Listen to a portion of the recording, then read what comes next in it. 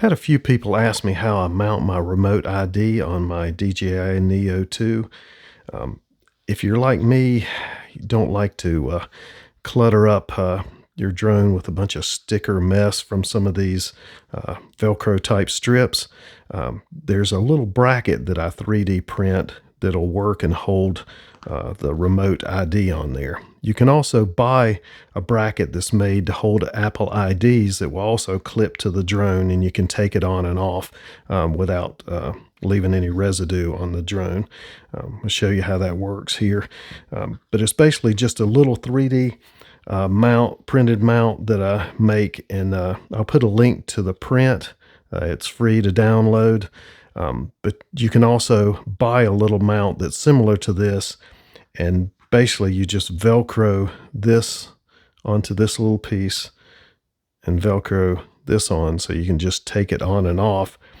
And if you like to change batteries a lot, you can just pull this off and remove your battery without having to put a piece of Velcro on every single one of your batteries.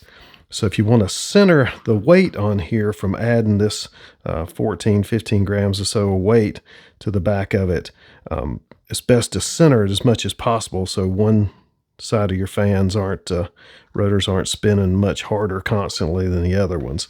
I prefer it on the bottom. What I usually use it on is clipped here. This little piece just slides and clips into place in between here. And then all I have to do, the Velcro's on the back of the remote ID, and I just stick it right on there. Then you're good to go. The weight is on the bottom, so it's a little more stable. It doesn't throw your drone out of sorts like it does when it's on top. It stays really well with this Velcro that comes with most of these remote IDs. People usually just stick them to the drone itself, but you have to have Velcro on every single one of these, and it stays on your battery. Sometimes to get it centered, it sort of blocks the lights. So with this little clamp that you can take on and off, it works a little bit better. It doesn't interfere with any of the obstacle avoidance at all. It's at enough angle that it won't affect it, or the ground height sensor there also with it. And like I said, more stable on the bottom. But you can print these at different lengths.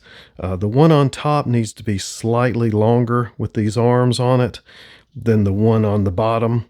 And the file that I'll link to, you have to shorten these arms just a little bit when you go to print it.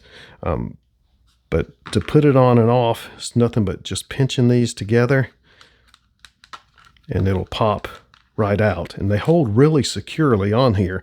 So, your drone stays clean. You don't have any more stickers on it. There's a gap under here when you have this mounted on here that allows for enough ventilation to still come out through the bottom and not overheat your drone. So there's no worries about that either. The longer one on the top here with a little bit longer arms, you just stick it on here. You have to squeeze these just a little bit to get them to pop into place, and they click on, and then you can do the same thing. Just mount this right on top of your drone.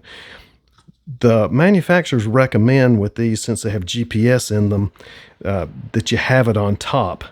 But I found that even when it's mounted on the bottom, the remote ID signal works fine. You can pick it up with an app with no issue, and you actually pick it up better with an app, but it's a little limiting on the GPS on it. I would rather have the GPS satellites work with my drone and my drone fly correctly than worry about my remote ID having a little more trouble with picking up the satellites. I'd rather my drone fly straight, and less likely it's going to crash and return to home really well by just mounting it on the bottom. And the antenna for this is in the front. So when you mount these, if you have a different style drone with more of an angle to it, you want to try to lean the front part more upward, and it picks up the satellites a little bit better. But like I said, with this little small drone, mounting it on the bottom, I have no issues with it. It works. The remote ID picks up fine. My drone flies really well. I can't really even see a difference. The bracket. This little piece here is about 4 to 5 grams, and I print it in PETG. You can also use ABS if you can do that, but you at least use PETG. If you use PLA, these things will break over time. Squeeze them, they're more brittle. With PLA, it's got more flex to it, and you can use it over and over. It's also good to print a backup just in case. But now you stick that on. If you got another drone you want to move it to, if you got a Velcro pad on it, just take this off and you can move it to your other drone. And with these remote IDs on these small drones, they allow you to just register the number from the remote ID, and you can just move that from drone to drone. As long as you register each drone, you can still use the same remote ID. I'll put a link to these remote IDs.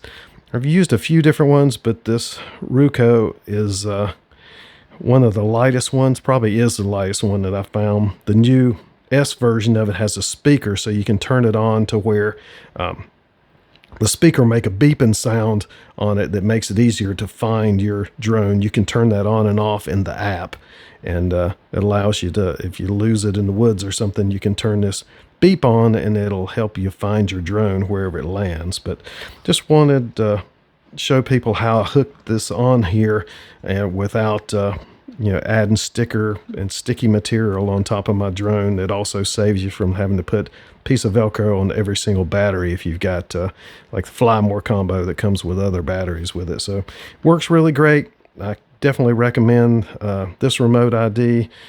There's a few out there that work good too, but this is the lightest one. If you don't need flashing lights on it, I'd go with this. I'll link this below. I'll link to the 3D print also, and I also put a link to, there's some other little clip-on pieces you can find on Amazon that if you cut the tops off of them, they're flat also, and you can Velcro it on the same way.